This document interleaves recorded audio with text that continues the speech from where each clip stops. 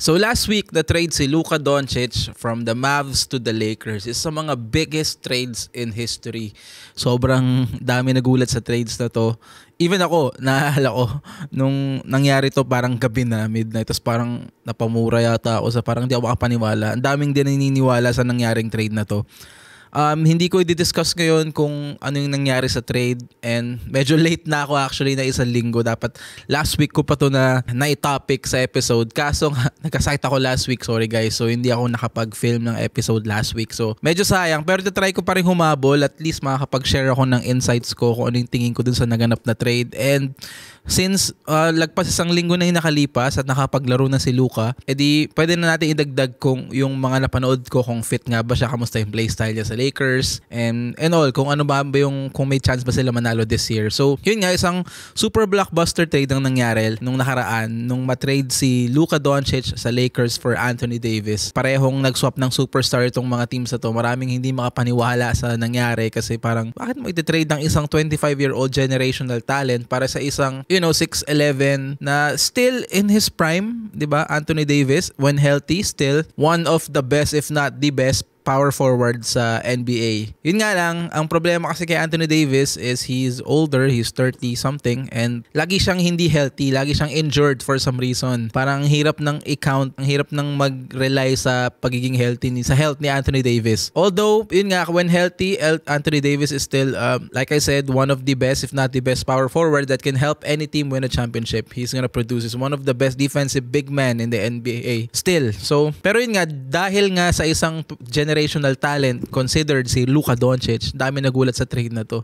Si Luka Doncic yung mga player na iisipin mo, ito na yung magiging franchise player mo for the next decade and a half, if not 2 decades, di ba? Ito yung mga tipo ng player na pagagawan mo ng statue sa building mo. Parang same level as Dirk Nowitzki, and he's only 25 years old, still entering his prime, di pa nagpipick ito. And although meron ding mga questionable sa kanya, like yun nga, yung conditioning and all that, yung work ethics ba, syempre marami pa rin nagulat sa madami nagalit and maraming napa what the F dun sa trade na yun. And ngayon, didiscuss natin yung mga possible nga, ano nga ba yung mga reasons kung bakit nga ba na-trade itong mga to. Alam ko marami nagsasabi dyan na conspiracy daw para sa viewership ng NBA. And although may sense naman, medyo nagigets ko kung saan nanggagaling yung mga tao kasi bumababa nga naman yung viewership ng NBA in the recent years, 'di ba? Nagigets ko yung mga conspiracy na ganun, pero hindi natin pag-uusapan yung conspiracy theory na yun. We're gonna try to, We're gonna try to, make some sense out of it as much as possible. Itatry natin maging logical dun sa trade kung ano nga ba yung possible na reason ng Lakers at ng Mavs dun sa trade na yun. Talagang basketball related lang. Walang kinalaman sa politics ng NBA or sa mga conspiracy theories. So, ang isa sa mga reason na nakikita ko, just to really make some sense out of it, is that basically the Lakers parang insurance policy siya kasi parang pwedeng mag-retire na si LeBron after the season or nearing retirement na siya, and yung Lakers naman ayaw nilang siguro na mag-start from scratch after the post-LeBron era. At least meron pa silang piece to build around, di ba? Hindi sila mag-start ng rebuilding from scratch. So pagtapos ni LeBron, hindi sila bokya. Meron silang up-and-coming guy na may face value, na may resume, may ganong klaseng generational talent. Imbes na maghahanap sila sa draft. Na yun nga, considerably young pa rin talaga na pwede ka pa rin mag-build around, di ba? For the next decade or so. So yun yung nakikita ko sa isa sa mga nangyari na kung bakit kinasan ng Lakers yung trade na yun. And although the Lakers with Anthony Davis are playing really well and he's been healthy since itong buong season na to, he's been really healthy and really producing. They're playing well actually. Siguro naisip ng Lakers, wala naman silang pag-asa talaga manalo ng championship or masyadong mahirap na. And then nagkaroon ng ganitong klaseng opportunity to get a generational talent. So yun na, so might as well secure the future. I-milk na lang natin kung ano pa yung kaya ni LeBron habang nandito siya sa atin, para pag alis din ni LeBron, hindi tayo back to zero. Meron tayong centerpiece to build around. Diba? So parang yun yung nakikita ko sa side ng Lakers, just to make some sense really out of the trade. And sa side naman ng Mavs, alam ko according sa kanila, isa sa mga issues is yung conditioning ni Luka Doncic. And yun nga, parang sabi nila nasa win now mentality sila. And they felt like mas fit si Anthony Davis dun sa gusto nilang mangyari, dun sa win now situation nila more than kay Luka Doncic. Basically, sinukuan na nila yung conditioning ni Luka Doncic. Meron pa nga lumabas na news na parang hindi ko alam kung kailan, pero merong parang 10 days na quote-unquote pinalabas nilang injured si Luka Doncic kaya hindi siya makakalaro for 10 days, pero ang totoong dahilan is binigyan nila ng 10 days si Luka Doncic para mag-lose ng weight bago bumalik, and then he came back looking the same. So apparently, may mga lumalabas pa ng mga videos na umiinom siya ng beer sa locker room while celebrating, tas kino-confiscate ni Michael Finley yung beer niya. Sobrang nakakatawa eh. So, parang parang sa side nila, sabi nila, quote-unquote, is yun nga, yung conditioning ni Luka Doncic, naging hesitant na sila na offeran si Luka ng Supermax kasi nga, magiging eligible na si Luka Doncic for a Supermax contract after the season, and the Mavs as an organization parang nag-hesitate na sila na offeran nito ng Supermax. Yeah, because of yung conditioning, di nila alam kung alam mo yun, it kinda does make sense a little bit, pero ang side ko dun, kung ako tatanungin mo, parang hindi ba pwede pag-usapan talaga behind the scenes yun? Hindi mo ba pwedeng gawing clause yun na okay, we're gonna offer you Supermax, pero ipangako mo sa amin na alam mo yun, try to get in shape. Parang feeling ko naman yung mga ganun. Kung meron kang generational talent na kagaya ni Luka Doncic na okay, hindi siya laging in shape, he comes in fat, mga ganyan, hindi ba talaga siya mapapakiusapan behind the scenes, di ba? Di mo madadaan sa ganun kaysa i-let go mo na lang siya for really valuable asset din naman in Anthony Davis. Pero parang iba lang talaga yung pangalan ng Luka eh. Anyway, so yung side. And pag tinignan mo naman yung roster on paper ng Mavs with Anthony Davis, it kinda still makes sense, di ba? Doon pa rin si Kyrie Irving, doon pa rin si Klay Thompson, di ba? And then you add Anthony Davis, and then you have marami kang big man doon na makakasama ni Anthony Davis. For the longest time, laging wini-wish ni Anthony Davis na maglaro siya as power forward. Feeling niya doon siya pinakamagaling, doon siya pinakakomportable. And talagang pangarap niya makapaglaro alongside a really good center.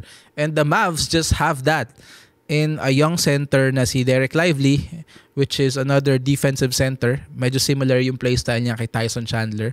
So pwede silang 5 and 4 ni Anthony Davis. And then they still have Daniel Gafford. Isa sa mga solid na center pa rin sa league, di ba? And then yung backup ni Anthony Davis, you have PJ Washington, who can also play the 3, di ba? Sa absence ni Luka Doncic, can slide down sa 3. Si Anthony Davis yung 4, di ba? Pag tinignan mo yung roster on paper, it kind of still makes sense. And then nakuha nila si Max Christie, who is honestly, nagagalingan ako kay Max Christie. Yung production niya sa Lakers, nakakasad na give up siya ng Lakers, pero ang laki ng potential ni Max Christie, the way he's playing. He reminds me of a young Kobe Bryant for some reason. Maybe mali ako, pero that's just my eyes, pero I see potential in Max Christie. He's gonna be coming off the bench sa Mavs. On paper, it looks really good. And ang masasabi ko, ang comment ko dyan is, ang opinion ko dito sa trade na to is, for Dallas, this can be a win, pero meron lang siyang 2-year period, including this season. So if they don't win this season and next season, I think yung mga players na to sa pangatlong season nila ay washed na. And yun yung window nila. I think solid pa rin sila. And solid sila, yes, take note, given na healthy si Anthony Davis. AD just needs to stay healthy para gumana to para sa Mavs. Para masabi ng Mavs na hindi mali yung decision nila to trade, diba? They have to win now and next season. And binibigyan ko lang talaga ng 2-year window itong team na to. And para naman sa Lakers, in terms of fit, so ang nangyari sa Lakers ngayon, nawalan sila ng big man eh. Ngayon naghahanap sila ng big man, may mga parang na-sign pa yata si Alex Len, stuff like that, or na-wave na ba, I'm not sure, pero nagtatry silang maghanap ng big man. May mga rumors about Dwight Howard coming back, pero basically after this trade, wala nang bigs talaga yung Lakers at all. Wala na nga silang bigs nung ando pa si Anthony Davis, lalo pa ngayon. Pag tinitignan mo yung roster nila ngayon, it looks, parang magical with LeBron James and Luka Doncic there na magkasama, pero wala silang big man. And at the same time, wala silang defense, wala silang backcourt defense. Ang starting backcourt nila is Luka Doncic and Austin Reeves. Then you have LeBron James at the 3. Then, Rui Hachimura, Jackson Hayes. All these players, They're okay, pero pag tinitingnan mo yung starting lineup, ang best defender mo, Austin Reeves, Rui Hachimura, I don't think it's gonna cut it. So, sa nakita ko sa team ng Lakers ngayon is that, yes, LeBron and Luka playing together can do a lot of magical things, diba, para sa Lakers. Marami tayong mapapanood na sobrang nakakabilib na gagawin itong dalawang to. You know, Luka Magic and LeBron James. Siguro magiging grabe yung ball movement ng Lakers. Makakita tayo mga malulupit na scoring at mga pasahan. Tingnan natin kung may chemistry yung dalawa. Although pareha silang may ball dominant na player, pareho sila na mataas ang basketball IQ at mataas ang playmaking skill. So, i-expect natin na maganda yung ball movement ng Lakers with Luka and LeBron. And syempre, yung mga parang showtime Lakers, yung mga fancy na pasahan, mga ganyan. Expect natin yan. Pero, nonetheless, I don't think this team is gonna win without, walang backcourt defense. Wala talaga silang big man eh. And sa nakikita ko dito, kahit maging sobrang lupit ng duo nito ni LeBron at ni Luka, pag nakalaban nito in Denver, medyo playground to para kay Jokic eh. Wala silang big man pang bantay sa mga kagaya ni Embiid, nila Jokic, and all that. Mga dominant power forwards kagaya ni Giannis. I don't see them winning, lalo na against Denver. They might do magical things. I can be proven wrong, di ba? Malay mo, it could work at madala nila just because of the talent of those two. Mabuhat nila yung Lakers sa finals. We'll see. I just don't see it happening. Yeah, it's gonna be tough. It's gonna be a long season. We can see a lot of magical things from this duo, pero I really just don't see them winning. Even sa West. Yun nga. Pero yun nga, like I said, feeling ko ang plano talaga ng Lakers dito is nagpe-prepare sila sa post-LeBron era. And like I said, hindi natin babanggitin dito yung mga conspiracy about viewership ng NBA, na yung mga hindi yung mga GMs na nag-decide nito na involved dito NBA and all that. We're not gonna talk about that. Tinry ko lang to make some sense out of the trade na talagang basketball lang yung usapan sa side ng Lakers, sa side ng Mavs, and yun nakikita ko. Just to wrap it up, feeling ko Mavs, pwede nila masabi, pwede nila ma-justify na panalo sila sa trade na to, or kung healthy si Anthony Davis, pwede mo ma-justify nga yung trade. Pero binibigyan ko lang talaga sila ng 2-year window. If hindi sila nanalo this season or next season, I think it's a flop, it's a bust, and they just lost this trade. They're talagang magiging laughing stock sila for doing so if hindi pa sila laughing stock ngayon, di ba?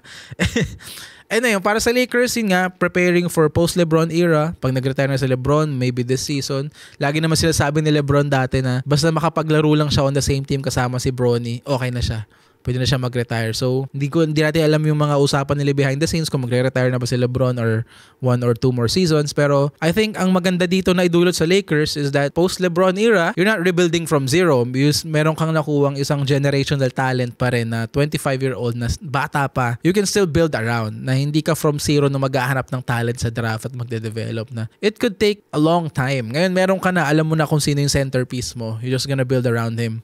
So yun yung mga nangyari. So isa to sa mga biggest na parang blockbuster trades na nangyari in the NBA in, I don't know, in the recent years. Maybe all time, probably part to ng masasama tong trade na to sa all time na mga parang biggest blockbuster trades sa kinagulat ng mundo eh. So anyways, only time will tell. Panoorin natin, i-close, may monitor ko yung laro ng Mavs and Lakers. Tingnan natin kung ano nga ba yung effect ni Luka Doncic sa Lakers? Ano nga ba yung magiging effect ni Anthony Davis sa Mavs? So, kung kaya niya ba magstay healthy para sa kanila. So, definitely aabangan natin yan, guys. And yeah, yun muna, guys. At pagbabalik ng The Breakdown, nasa ano ulit tayo? Fantasy 1-on-1. What ifs?